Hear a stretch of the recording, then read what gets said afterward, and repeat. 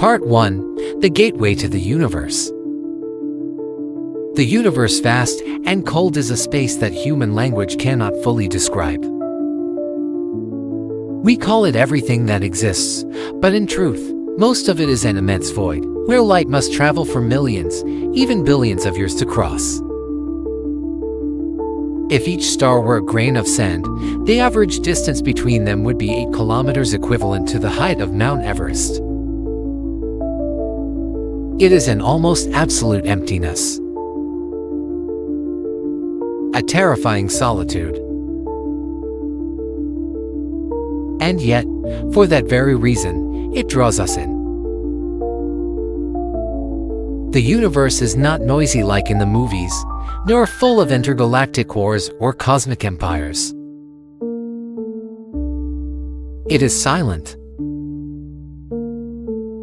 infinite, and seemingly indifferent to our existence.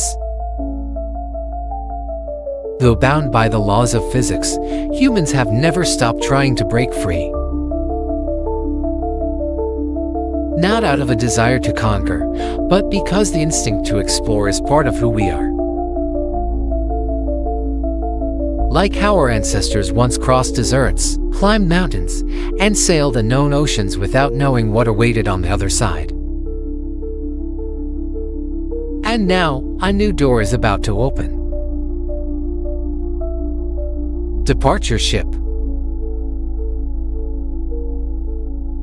No one knows who first imagined the thought experiment spacecraft, a ship that could accelerate forever at 1G.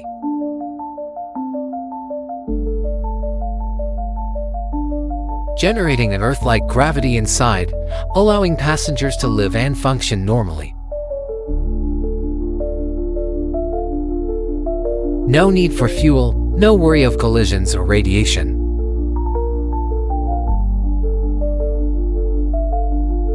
There is only one condition: believe that it can exist.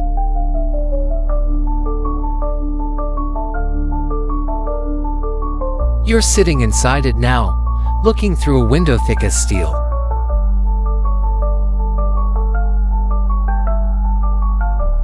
Outside is a pitch-black sky, starless. The ship hums softly, like a whisper.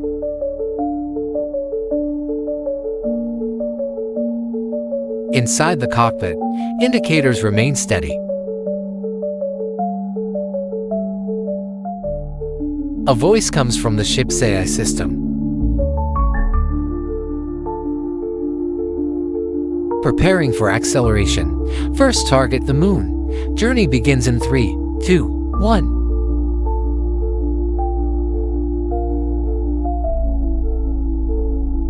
A gentle push. No violent jolt like in the movies.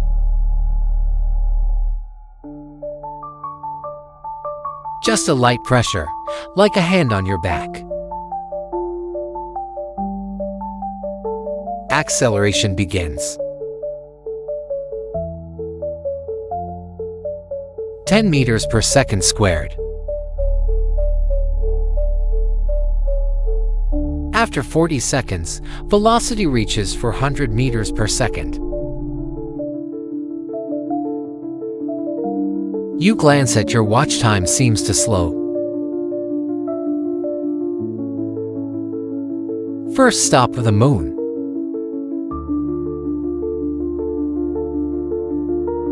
Just over 2 hours later, the moon appears glowing like a silver orb.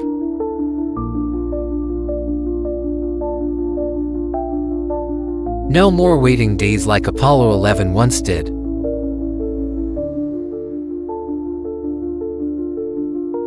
You see every crack on its surface, every shadowed basin, every impact crater aged by time. But you do not stop.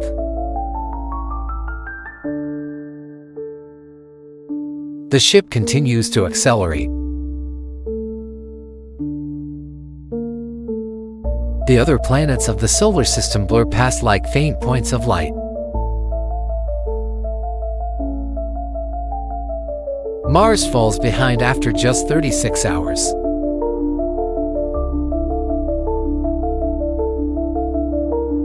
You remember the early Perseverance images and humanity's dream of colonizing the Red Planet.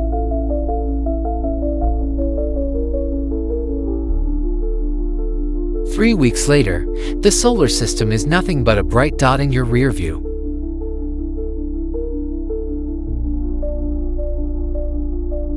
And that is when the loneliness begins.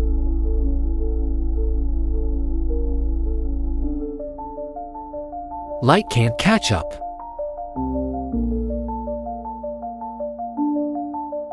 You open the communication screen.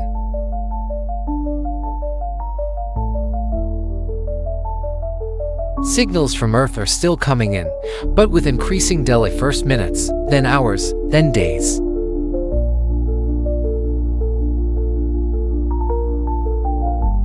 Real-time conversations become impossible.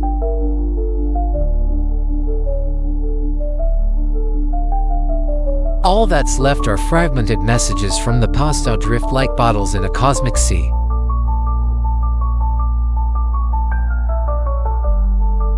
You begin to realize you are leaving the world behind.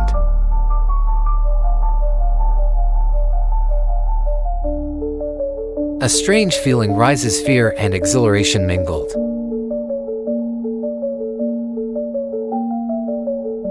You are doing something no one has ever done. You are going without knowing what lies ahead.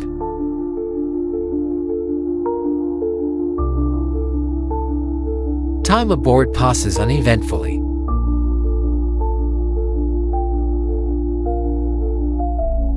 You eat, sleep, read, listen to music.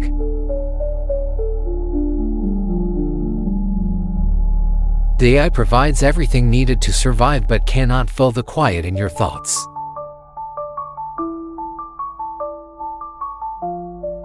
Space is silent.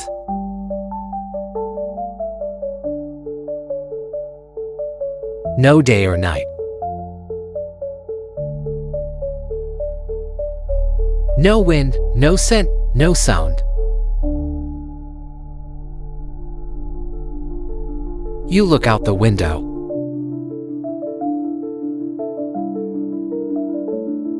The sun is now just a speck. Its golden light weak and distant. No longer warming your soul. Relativity takes hold. As your speed reaches nearly 87% the speed of light, strange phenomena begin to occur.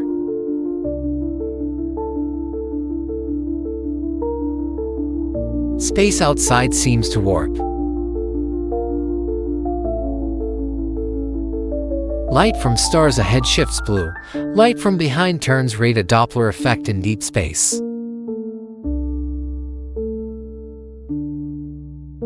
You open the journey log.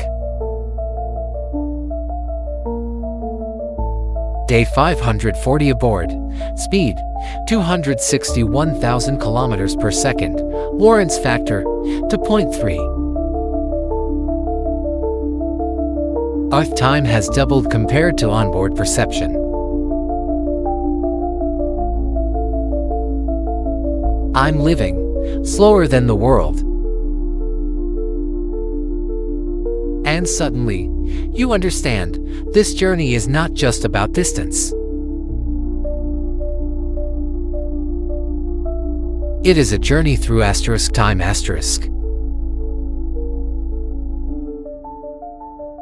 You are starting to step outside of humanity's present. The choice. At some point, a decision must be made. Return, or go on. Ahead lies Alpha Centauri, the nearest star system, for 0.37 light-years away.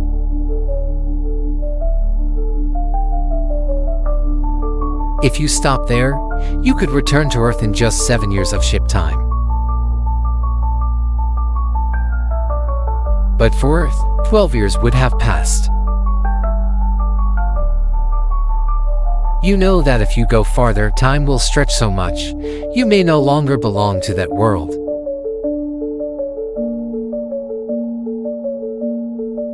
You hesitate. Is it worth continuing?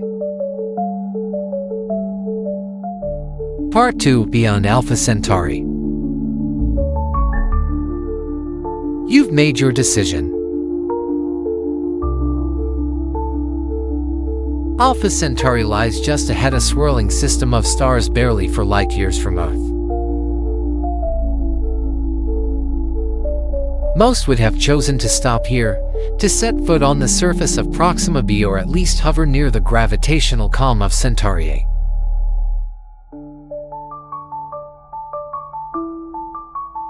But you, along with your ship and your silent AI companion, choose differently.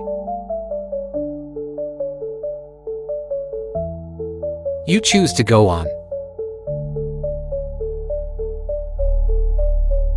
The last link breaks. From this point forward, your connection to Earth is no longer just distant, it is irreversibly broken.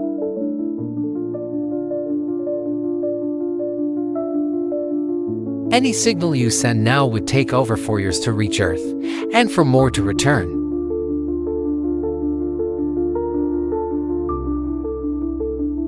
Even news, even music or cultural updates transmitted through the data stream begin to fall silent.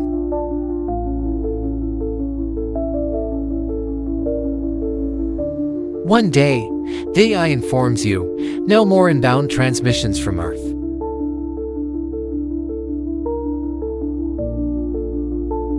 Last packet received 36 months ago. You sit alone in the observation chamber, eyes fixed on the now faded star of Sol.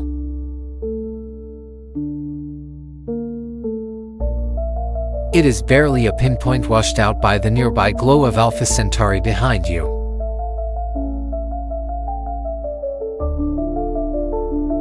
The silence isn't terrifying, it's peaceful. Like drifting on a great black ocean, with no wind and no shore. Time begins to lose its shape.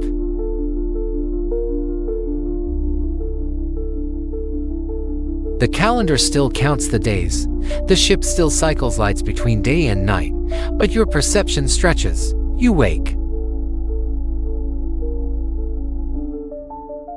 You eat.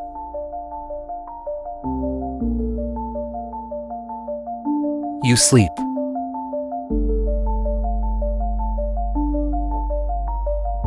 You observe.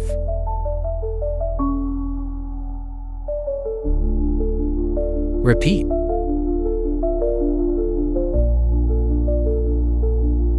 Acceleration continues.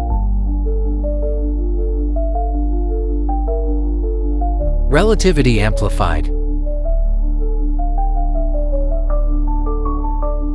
Now moving at 95% the speed of light, space truly begins to shift.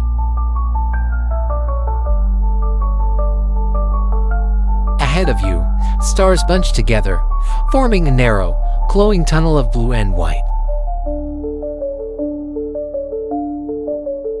Behind, they fade to deep crimson.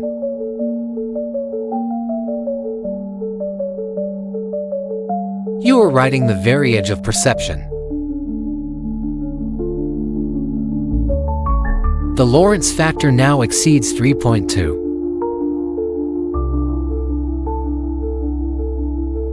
From the perspective of Earth, over 10 years have passed.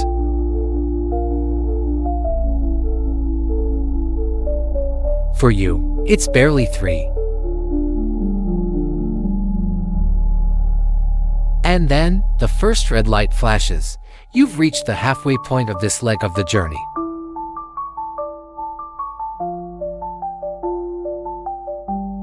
Initiating deceleration phase. Just like that, the engines rotate. The constant pressure of 1G doesn't change direction, but you know the ship is now slowing.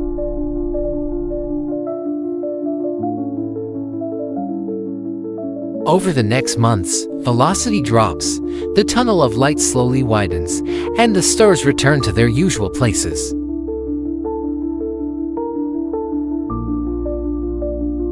Ahead of you now lies a new frontier, the edge of the local interstellar cloud. The boundary. After a full year aboard felt time, you have crossed 30 light-years of space. What once seemed impossible is now behind you. The ship has left the bubble of relative safety that includes Earth, Alpha Centauri, and most familiar stars. You're now in what astronomers call the local bubbling enormous void, 300 light-years wide, nearly empty of gas, carved out by ancient supernovae. So alone, even the AI sounds quieter. Then, unexpectedly, the instruments detect something strange. A red glow. The cosmic microwave background, the afterglow of the Big Bang, is shifting. The echoes of the past. Sometimes, the AI plays recordings, old messages, music, voices. Not real time, just data from before you left Alpha Centauri. It tries to maintain your mind's clarity, to reduce isolation. But it is clear now, no one can follow you. No one knows where you are.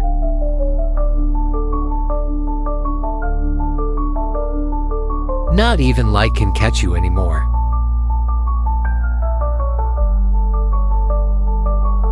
To observers on Earth, you've become something strange.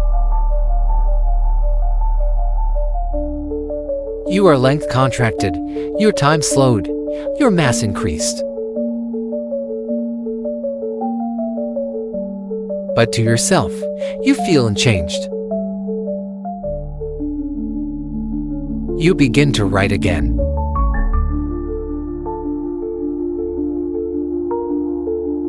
A final message. This ship was never just a vehicle. It was a question. A test. Could we break the limit?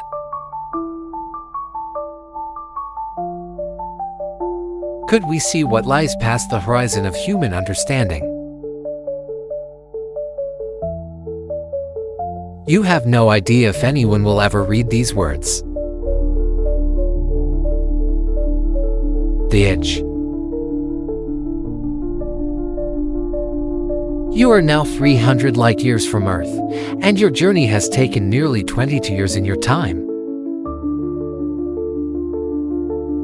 On Earth, over 600 years have passed. In that time, empires may have fallen, languages may have died, even species may have gone extinct. You don't know. And strangely, you no longer ache to know. Outside, the red glow grows. You are approaching the limits of the local bubble, beyond which the universe is once again crowded stars, gas, gravity. But before diving in, you stop. The AI asks, do you wish to continue? Your heart says yes. Your mind. Also yes. You don't fly on fuel anymore. You fly on curiosity. And so the engines light again. The ship accelerates into the dark once more.